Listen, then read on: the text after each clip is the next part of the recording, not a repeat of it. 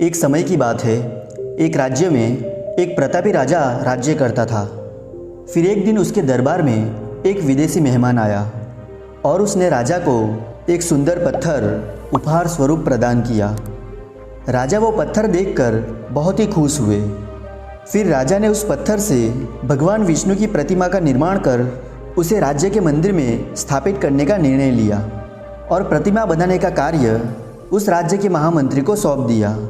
फिर वो महामंत्री गांव के सर्वश्रेष्ठ मूर्तिकार के पास गया और उसे वो पत्थर देते हुए बोला कि हमारे महाराज मंदिर में भगवान विष्णु की प्रतिमा स्थापित करना चाहते हैं और 7 दिन के अंदर इस पत्थर से भगवान विष्णु की मूर्ति को तैयार कर राजमहल में पहुंचा देना और इसके बदले में तुम्हें 50 स्वर्ण मुद्राएं दी जाएगी।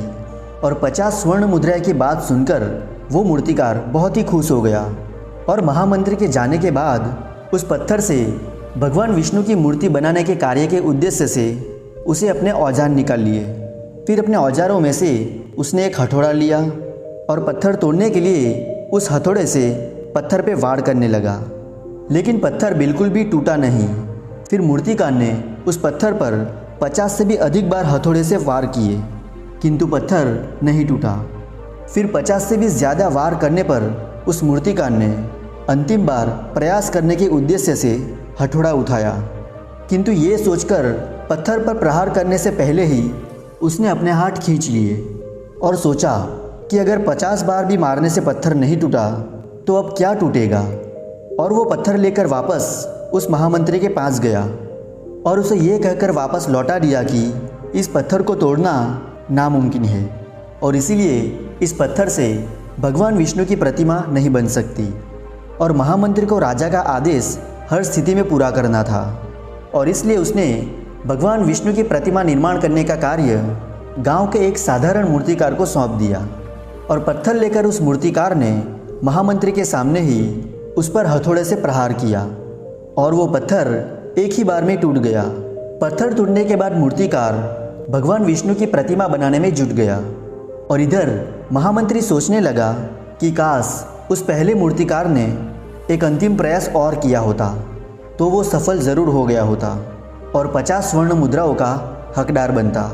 दोस्तों, हम भी अपने जीवन में ऐसी परिस्थितियों का सामना करते रहते हैं। कई बार किसी कार्य को करने के पूर्व या फिर किसी समस्या के सामने आने पर उसका निराकरण करने से पहले ही हमारा आत्मविश्वास डगमगा जाता है और हम आखिरी बार प्रयास करने के बिना ही हार मान लेते हैं।